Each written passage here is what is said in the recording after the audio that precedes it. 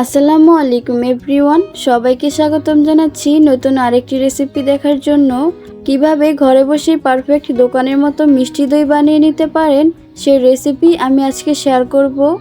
এই দইটি আমি বানিয়ে নিয়েছি চুলায়, তাও আবার 1 ঘন্টার ভিতরে। আশা করছি আজকের রেসিপিটি ভালো লাগবে। তো চলুন ভিডিওটি শুরু করি। দই তৈরি করার জন্য প্রথমে এখানে আমাদের তরল দুধটা প্রয়োজন। এজন্য আমি এখানে 1 লিটারের মতো দুধ নিয়েছি। এবার চুলার আঁচটাকে মিডিয়ামে রেখে এই দুধটাকে জাল করে নিতে হবে। জাল করে নেওয়ার সময় দুধটাকে ঘন ঘন নাড়তে হবে, তা না হলে কিন্তু এর উপর থেকে সর পড়ে যাবে আর দইটাও কিন্তু ভালো হবে না। অনেকেই মনে করেন যে দুধটাকে অনেকক্ষণ জাল করে ঘন করে নিয়ে তারপর দইটা বানিয়ে নেন। দুধটাকে 4 থেকে 5 বার বলক চলে আসলে কিন্তু দইয়ের জন্য একদমই তৈরি। এবার আমি এর মাঝে অ্যাড করছি 1/3 কাপের মতো চিনি। চিনিটা দেওয়ার পর এবার খুব ভালো করে নেড়েচেড়ে মিশিয়ে নেব। চিনিটা আপনাদের পছন্দ মতো কমিয়েও বা বাড়িয়েও দিতে পারেন। দোকান থেকে মিষ্টি দইটা কিনলে খুব সুন্দর একটি কালার থাকে আর খুব সুন্দর একটি ফ্লেভারও পাওয়া যায়। তো সেই সুন্দর কালারের জন্য আর ফ্লেভারটা পাওয়ার জন্য চলুন ক্যারামেলটা তৈরি করে নিই।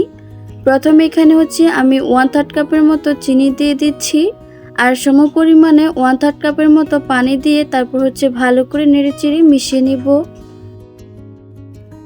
এই ক্যারামেলটা বেশি জাল করে নেওয়া যাবে না, তাহলে ক্যারামেলটা পুড়ে যেতে পারে আর দইটাও খেতে ভালো লাগবে না। আর ক্যারামেলটা কিন্তু অনবরত নাড়তে হবে। জাল করতে করতে একটা সময় দেখা যাচ্ছে যে ক্যারামেলের কালারটা খুব সুন্দর একটি কালার চলে এসেছে আর সেই সাথে খুব সুন্দর একটি ফ্লেভারও পাওয়া যাচ্ছে। তো এই পর্যায়ে চুলাটাকে বন্ধ করে দিব আর জাল করে নেওয়া দুধে এই ক্যারামেলটা দিয়ে দিব। ক্যারামেলটা দেওয়ার পর এরকম জমাট বেঁধে যেতে পারে, ভয়ের কোনো কারণ নেই। তো এইভাবে নেড়ে চেড়ে অনবরত জাল করে নিতে হবে। একটা সময় জাল করে নেওয়ার পর এই ক্যারামেলটা খুব সুন্দরভাবে দুধের সাথে মিশিয়ে নিয়েছি। তো দুধটাকে 4 থেকে 5 বারের মতো বলক উঠে এসেছে। তো এই পর্যায়ে আমি চুলার আঁচটাকে বন্ধ করে দিব আর এই দুধটা কিন্তু দইয়ের জন্য একদমই তৈরি। এবার আমি এই দুধটাকে ঠান্ডা করে নিব, তবে বেশি ঠান্ডা করব না, যেন এর মাঝে হাত দিয়ে সয়ে যায় এরকম কিন্তু গরম হতে হবে। তো দই দিয়ে কিন্তু দই বানিয়ে নিতে হয়, এটা আমরা কম বেশি সবাই জানি। তো আমি এখানে দই নিয়েছি আর দইয়ের মধ্যে যে এক্সট্রা পানি আছে ওইটাকে জড়িয়ে নিয়েছি। তো একটা বাটিতে দইটা নেওয়ার পর এর মাঝে আমি সামান্য পরিমাণে একটু জাল করে নেওয়া দুধটা দিয়ে তারপর খুব ভালো করে নেড়েচেড়ে মিশিয়ে নিব।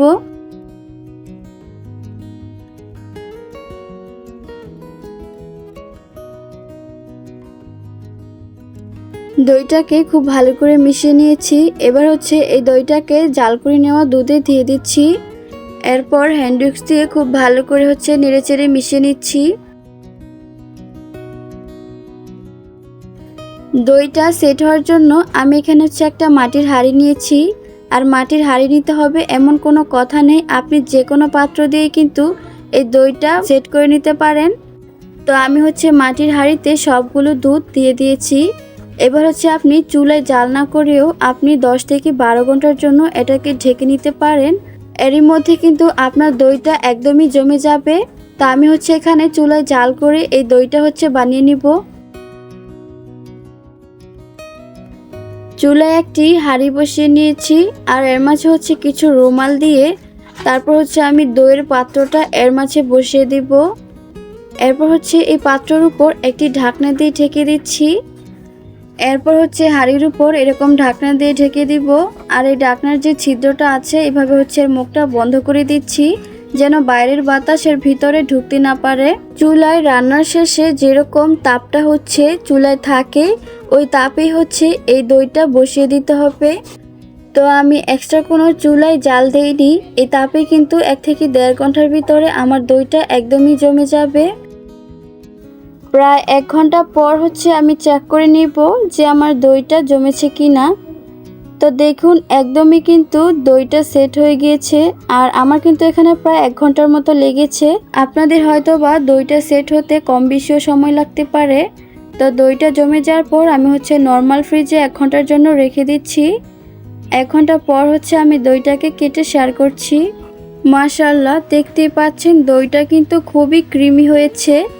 এভাবে কিন্তু সহজভাবে আপনারা বাসায় দোকানের মতো পারফেক্ট মিষ্টি দইটা বানিয়ে নিতে পারেন। ঘরে থাকা মাত্র কয়েকটি উপকরণ দিয়ে কিন্তু বাইরের কেনা দোকান থেকে নিজেই কিন্তু বাসায় এভাবে মিষ্টি দইটা বানিয়ে নিতে পারেন। দোকানের থেকে কোনো অংশেই কম না এই মিষ্টি দইটা। আশা করছি আমার আজকের রেসিপিটি আপনাদের কাছে অনেক ভালো লেগেছে। যদি ভালো লাগে তাহলে প্লিজ আমার এই চ্যানেলটাকে সাবস্ক্রাইব করবেন। আর সবাই ভালো থাকবেন, সুস্থ থাকবেন। আল্লাহ হাফেজ।